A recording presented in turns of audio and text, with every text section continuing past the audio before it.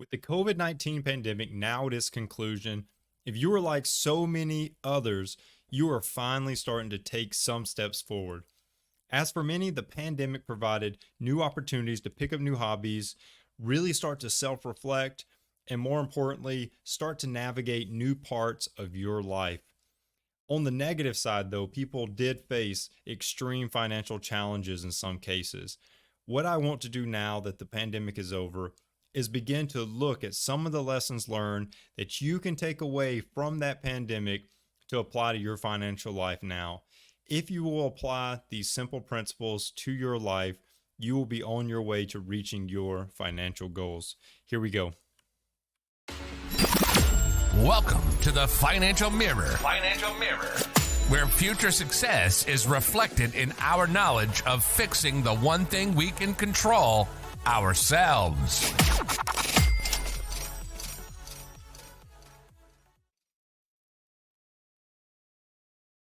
How's it going? Hopefully everyone is having a great weekend. I know that it has been a rough time with this mobile stream setup that I've got going. But starting next week, I will finally be back full blown setup with everything that I used to have before we moved.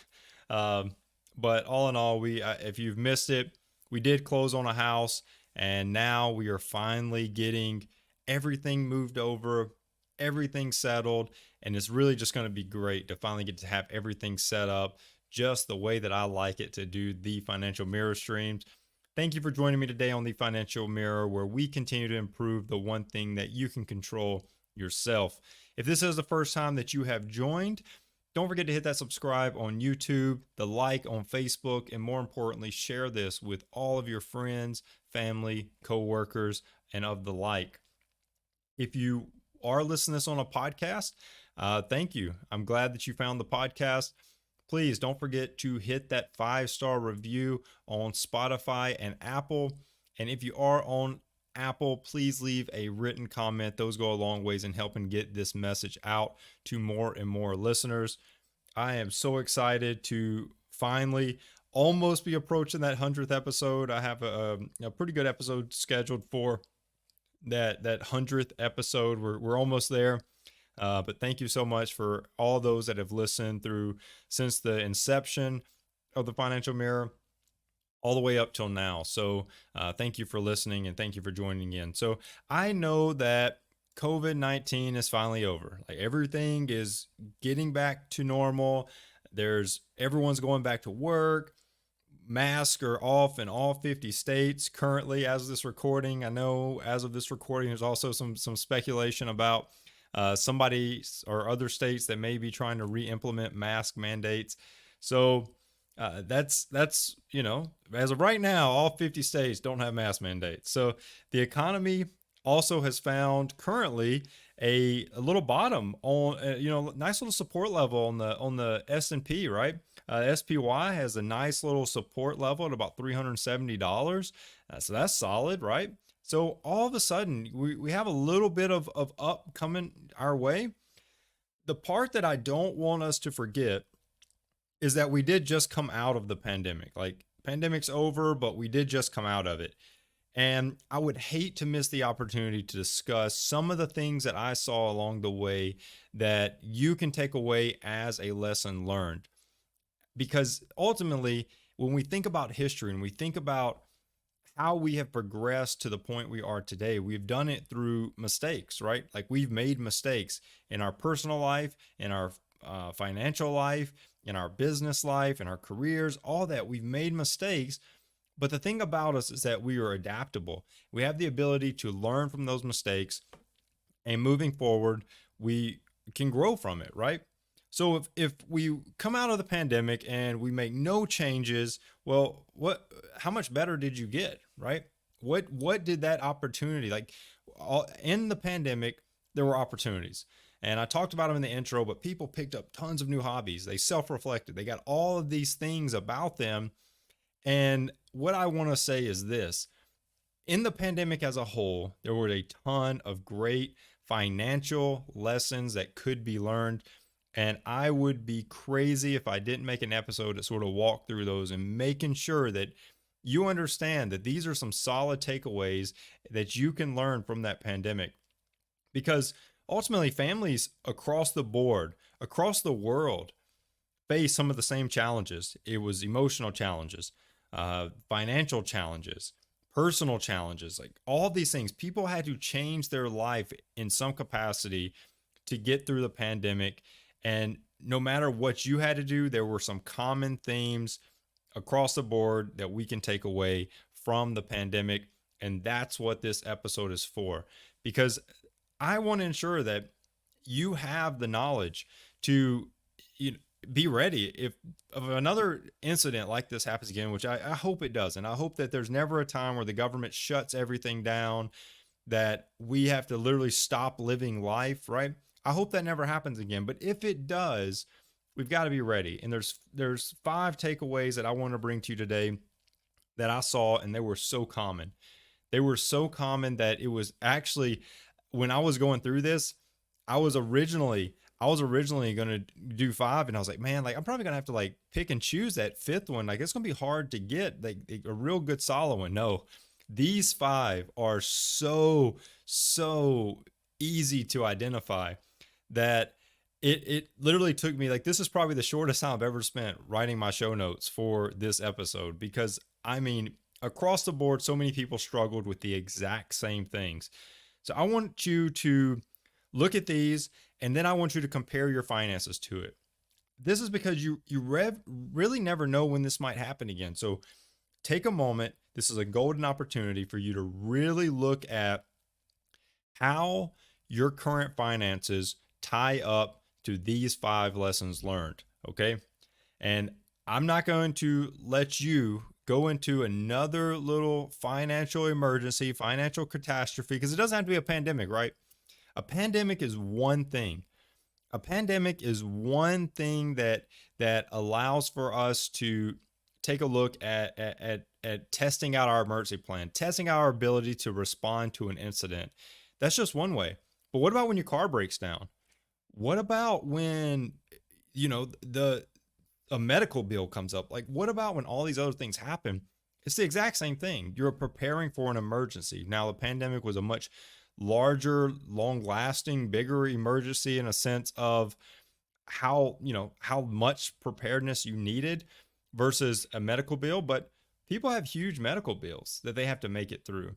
This is no different than every other emergency. So if you can apply these 5 principles to your finances, you will be on your way to a successful financial journey. So let's get to it.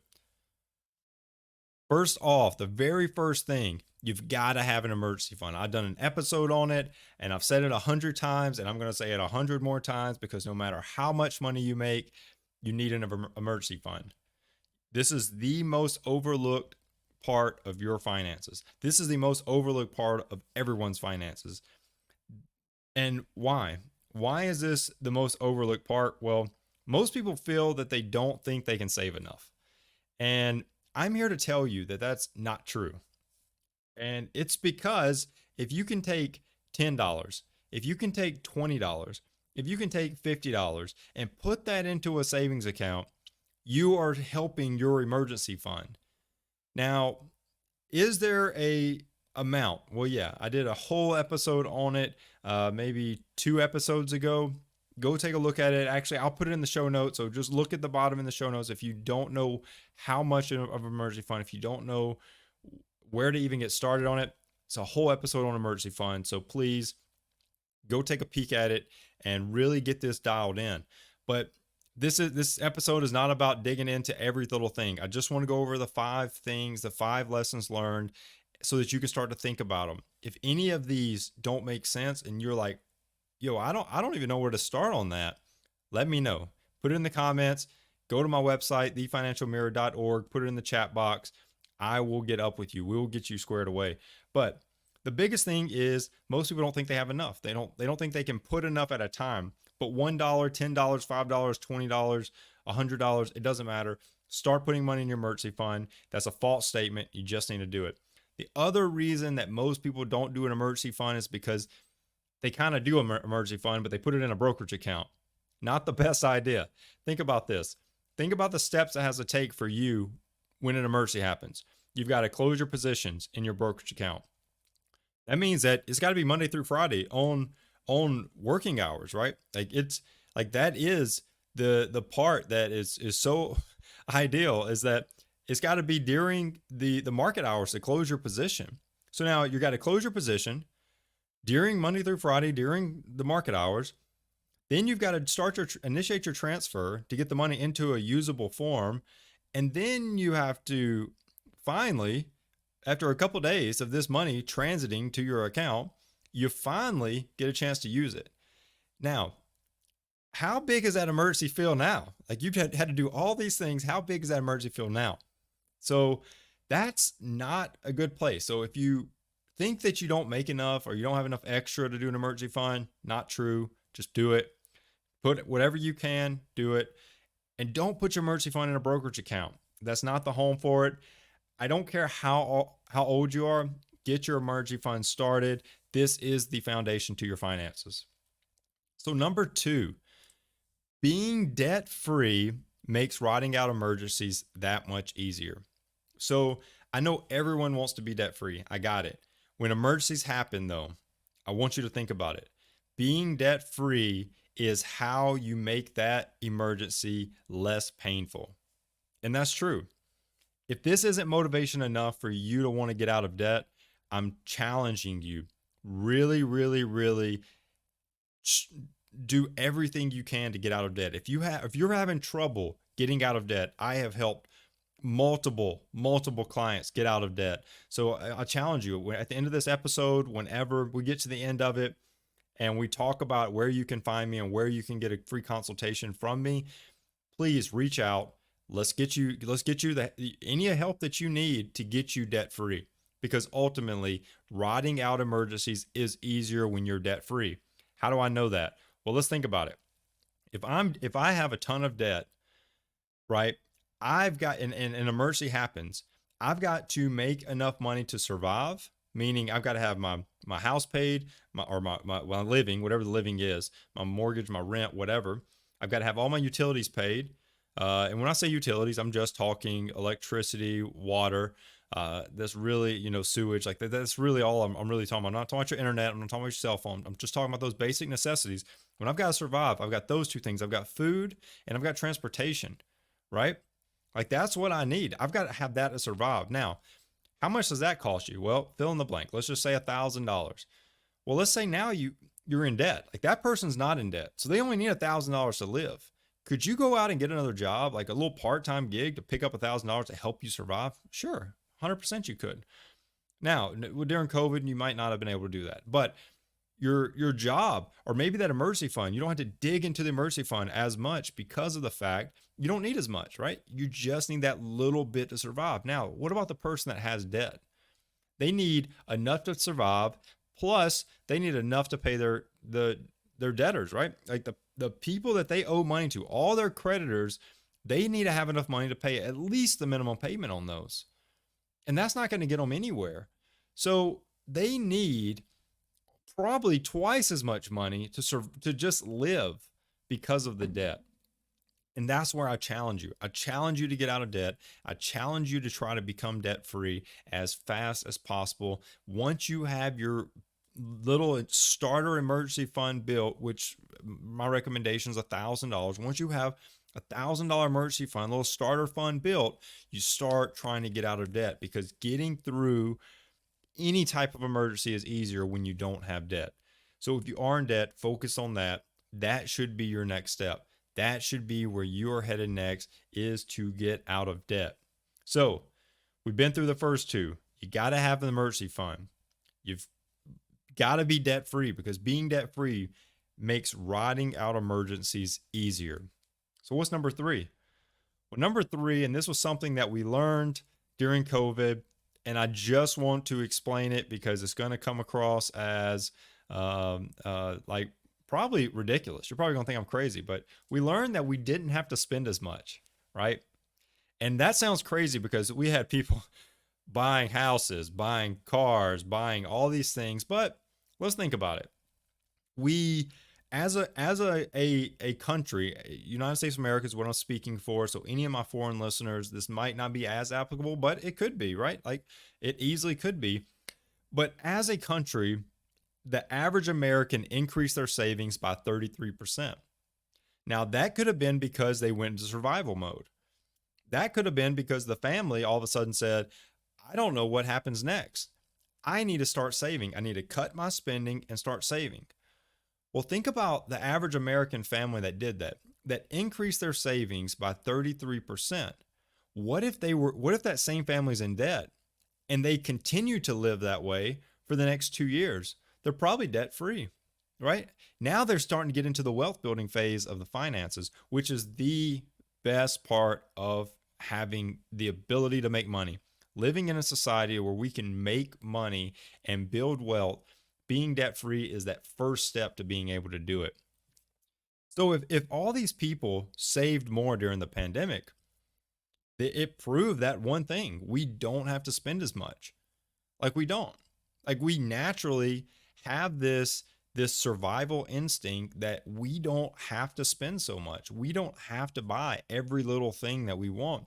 And during COVID, I think that just exclamated, right? Like it literally just created a society where we were a little bit more survival. We were a little bit more, well, I don't know what's going to happen next. I need to put a little bit of money extra to the side, right? We got into that mindset. And what if you brought that back? That's one of the things that I think we learned was that we don't have to live with all these things. We don't have to have all this stuff. And that's so important to get now. That's so important to understand because that single switch of the mind could be what is holding you back from getting exactly to where you want to be financially. So if you can get back to that and you can start to look at how you did that during the pandemic and use that same strategy now, you could happily be on your way to what's your next goal? Is your next goal buying a house? You could easily be on your way to a nice down payment. What's your next goal? Uh, Buying a new car? Like I don't know. I don't know what your next goal is. Investing in your first investment property, paying off your debt, like all these goals that people have, they could get there if they go back and just go back to that mindset, that survival instinct mindset that says, I've got to survive and I can survive on this much, not this much, right?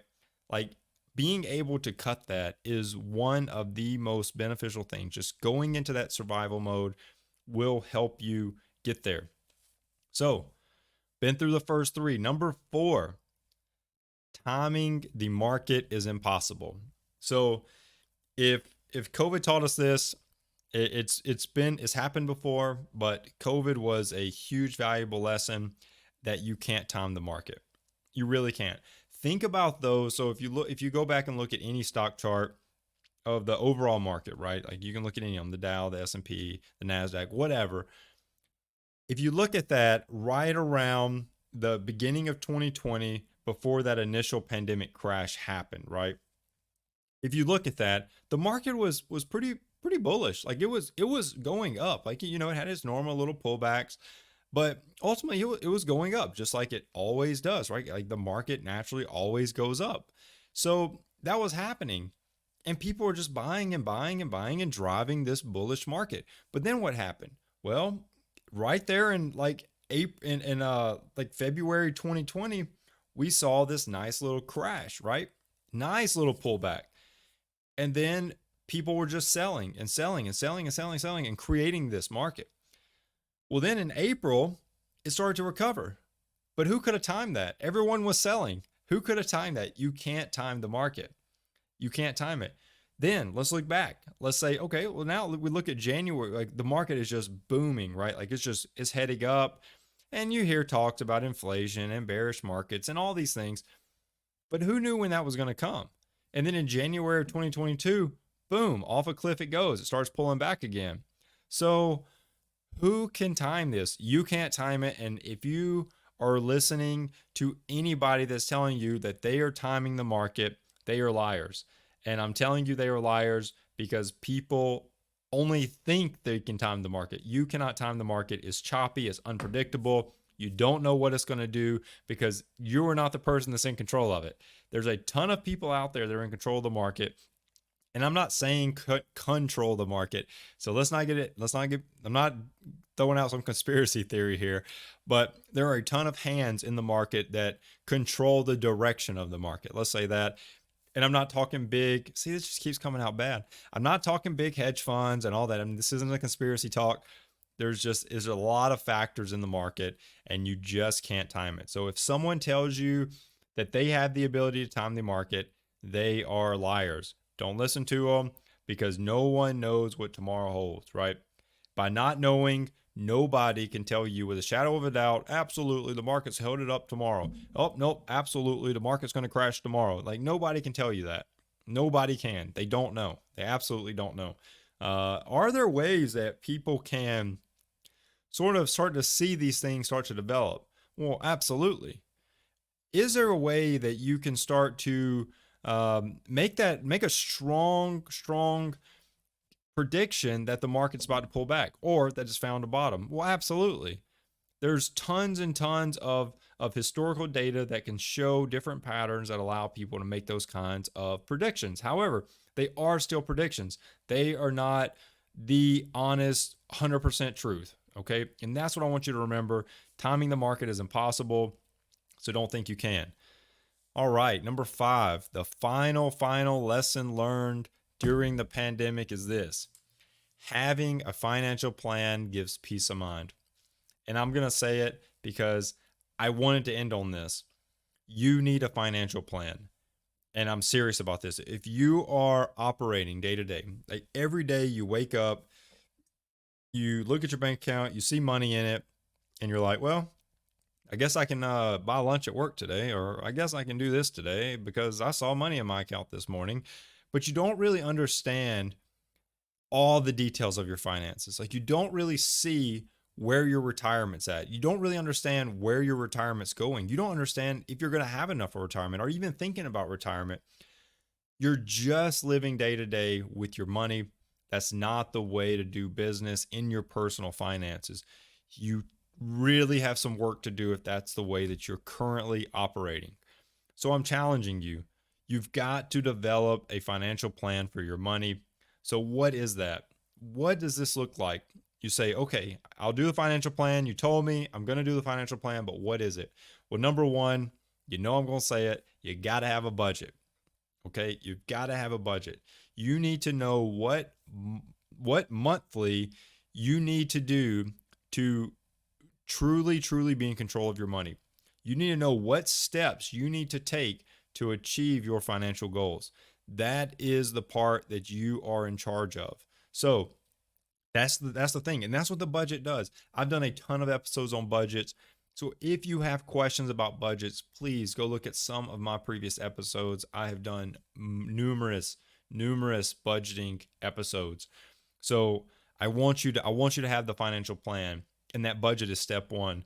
Step 2 is you've got to understand that you can't live in that day-to-day mindset. You've got to think more long term. But I want to start off with, you need a short-term financial plan. So what are your financial goals in the next year? Is it pay off your debt? Is it save $10,000? Is it invest $5,000? Like, what is it? Is it max out your IRA account for the year? Like, I don't know what your individual plan is because it's going to tie into the next thing I talk about. But you need to know, what does that 1 year look like? What does 1 year out look like? What does 2 years look like? You could call that short term, but you need to know what your short term financial goals are. Secondly, those should tie into some longer term financial goals. What are your next 5 to 10 years look like? What do you want them to look like? When you think about yourself and you say, where am I going to be in 10 years? You should be able to have a visual of what that looks like.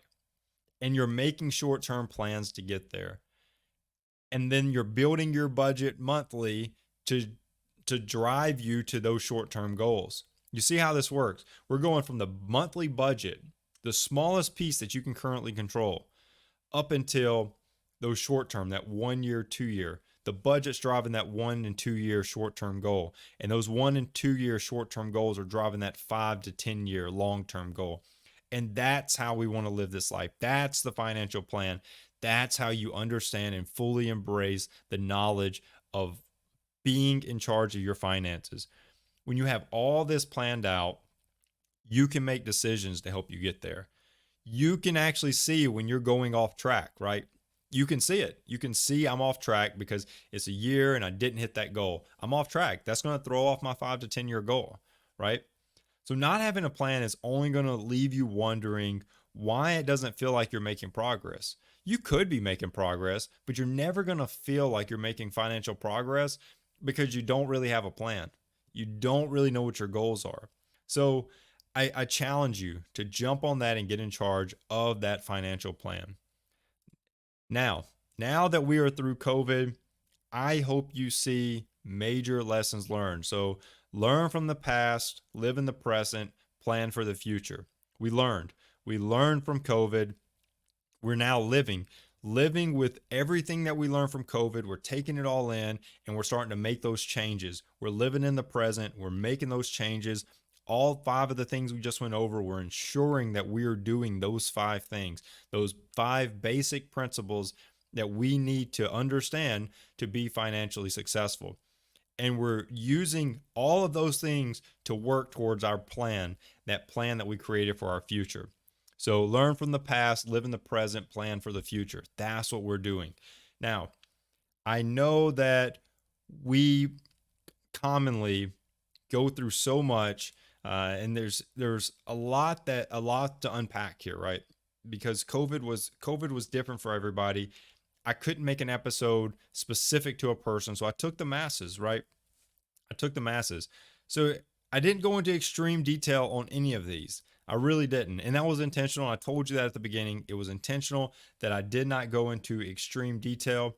But the reason for that is the simple fact I have tons of videos out there that can happily go into detail on almost every single one. Actually, on every single one of these. So if you have any further questions, please go and look at some of the other videos I've got out there and find that video is going to help you progress in your finances. However, you do have another option.